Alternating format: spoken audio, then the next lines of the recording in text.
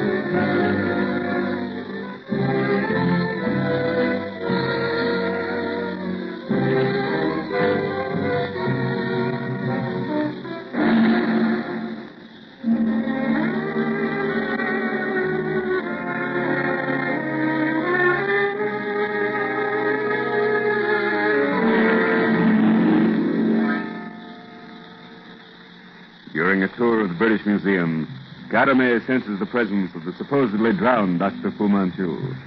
He indicates to Nayland Smith and Dr. Petrie the elderly recluse, Professor Jenneman, explorer and Orientalist. Given up as dead, following his drowning with Fu Manchu, Inspector Weymouth has discovered a raving maniac near his home. Believing that Professor Jenneman may be an ally of Fu Manchu's, Nayland Smith has him held for questioning. And under a gray wig and false beard, he discovers Fu Manchu. Stipulating that he be left alone with Weymouth, Fu Manchu agrees to restore the inspector to sanity. As Weymouth leaves the house, a sane man, the building bursts into uncontrollable flames, with Fu Manchu apparently still inside. Thomas, instruct your men to watch closely. If Fu Manchu comes out of that inferno, take him. Great Scott, Mr. Smith. No one could possibly survive those flames. Nevertheless, keep a sharp lookout. Right, sir. Those flames are abnormal, Nayland. Oh, I was a fool to trust him. But what else could I do? He at least kept his word regarding Weymouth. Thank heaven for that. But how on earth could he have produced such an all-embracing and swift fire? Heaven knows, Petrie. The case containing the substance for Weymouth's cure. Must have been something in that. This time, Nayland, there can be no mistake. He is dead. He lighted his own funeral fire. Well, I'll not be sure until I've personally combed the ashes of that building. I say, Thomas. Yes, sir. You're positive no one could have left that building undetected? Positive, sir. Not a single loophole of escape. Good. And Weymouth? I sent him home, sir, with one of our men. What happened, Mr. Smith? The report was circulated to the yard that Weymouth had been drowned, along with that madman in there. We all thought so, Thomas. Thank heaven we were mistaken. No doubt he'll make a full report of the occurrence to his chief. You'd better get back to your men now. Yes, sir. Oh, and Thomas, as soon as the fire department has that fire out, we'll go through these ashes with rakes. We'll be looking for traces of human bones.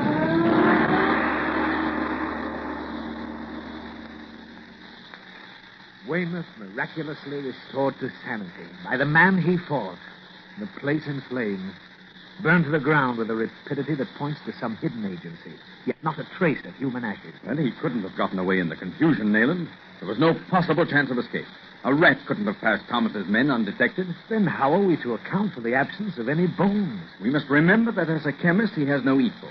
I'd say that whatever caused that fire to burn so swiftly and savagely very likely also consumed Fu Manchu's remains. I hope you're right. But his last speech to us out of that inferno, was it the taunt of a madman bent on self-destruction or the jibe of a clever scientist and the most elusive being ever born? Will we ever know the answer to that? But whatever it was, his voice was raised not in anguish, but in triumph. Gad, Had that man only been born under another star, what a godsend he might have been to humanity, to civilization. Yes. Strange that a man should turn the intelligence of such stupendous brain power, such vast knowledge to the perpetration of crime. Yes, the most dreadful being who ever threatened the peace of the civilized world. You know, Nayland, I'm almost positive that this weird being had conceived some kind of admiration. Respect is perhaps a better word for Weymouth. He had, Petrie. Very much so. Weymouth is absolutely the opposite type. It was very likely the admiration of a brainy man for brawn and muscle. Though Fu Manchu was by no means a weakling himself. I was just going to say, the fight he had on the launch with the inspector proved that. His was the strength of madness, Petrie. Ordinarily, he'd have been no match for Weymouth. However, Fu Manchu was capable of strange sentiments. He had a similar feeling about yourself. About me? Oh, come, Nayland. Fu Manchu regarded me as a nitwit. He had little respect for my mentality. Then why, during the several times you were in his power, didn't he destroy you? Had you ever thought of that? It would have been simple enough. Yes, I suppose it would. And never can we be positive of his death. Oh, by the way, Sir Basil has just told me the time to return to Burma. Burma? Great Scott, man. Aren't you entitled to a rest after all this? Oh, the powers that be grant me a fortnight. I'm leaving then. I shall miss you, Nayland. Not to mention Caramay, eh? She and Ali will be with me as far as Alexandria. I hope she's able to locate her family. You're going to help her, of course. All I can, naturally. No one for me this time, old chap. Probably one of your patients. Dr. Petrie speaking. Hello, Petrie. Basil. Nayland there? Oh, right here, Sir Basil. Put him on, will you, old chap? Just a moment. Well, no rest for the weary, Nayland. Hmm? Sir Basil Townsend of Scotland Yard. Oh, great Scott. Can't they let a man catch his breath? Yes, Chief? Sorry to interrupt the beginning of your vacation, old man, but are you at liberty to come to the yard to my office immediately? Of course, sir. What's up? We'll hold the details until you get here.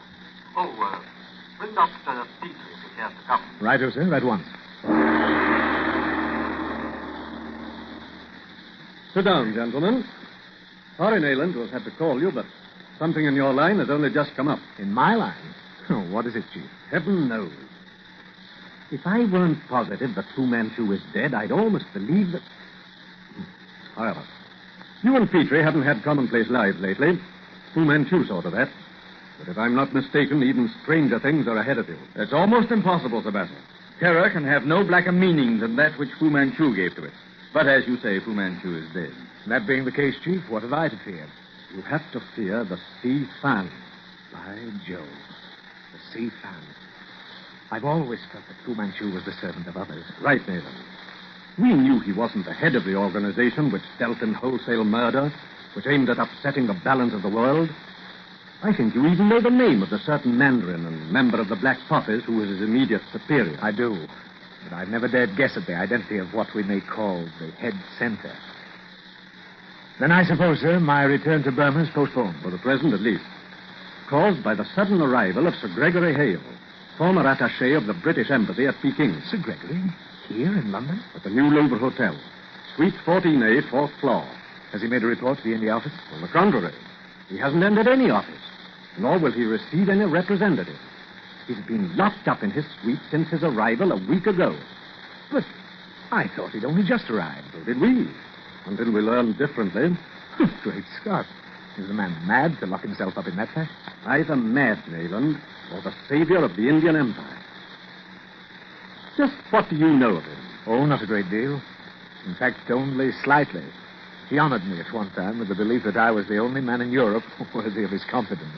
He resigned his appointment at Peking some 8 months ago, didn't he? Yes, and set out on a private expedition to the Mongolian frontier with the intention of visiting some place in the Gobi Desert. From the time he crossed the frontier, he disappeared for 6 months. To reappear in London a week ago. Only today he advised the India office of his return by telephone. He demanded that no one but you be sent to seek him. No one but... None other, old chap. And so great is my faith in his knowledge of Far Eastern matters that your return to Burma is postponed indefinitely. I suppose, then, I'm to go to the New Louvre Hotel. At once. Take a suite on the same floor. You'll go with him, Dr. Petrie. That is, if you can spare the time. Of course, gladly. Good. Keep in touch with me, Nayland, and watch out for the Sifan.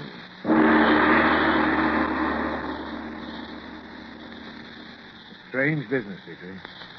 Stranger, I believe, than any we've known, even with Dr. Fu Manchu. Oh, that would be utterly impossible, Nayland. It would seem so, wouldn't it? Yet I'm positive that Fu Manchu is, or was, connected with... Do you hear anything, Petrie? Sort of tapping? Yes, listen.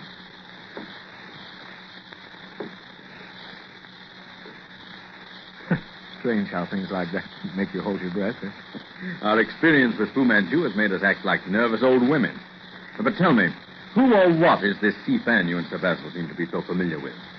Possibly the real and as yet unsolved riddle of Tibet. A mystery concealed from the world behind the veil of Lamaism. And Sir Gregory Hale is the man who has dared to raise that veil. Let's look him up. Yes, Suite 14A, isn't it? That's almost across the hall. Lock the door, Petrie. Right. Oh, yes, there's Suite 14A, just...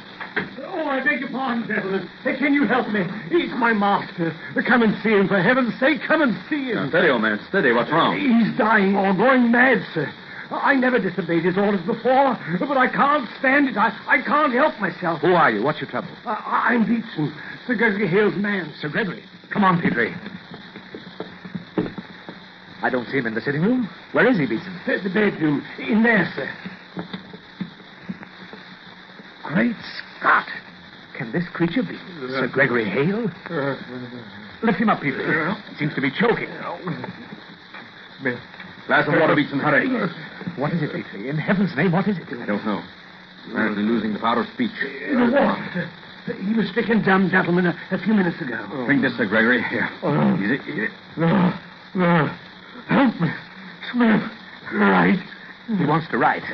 Quick, Petrie. Hold him up. Here, Sir Gregory. My notebook and pencil. He dropped off to sleep out there in the other room.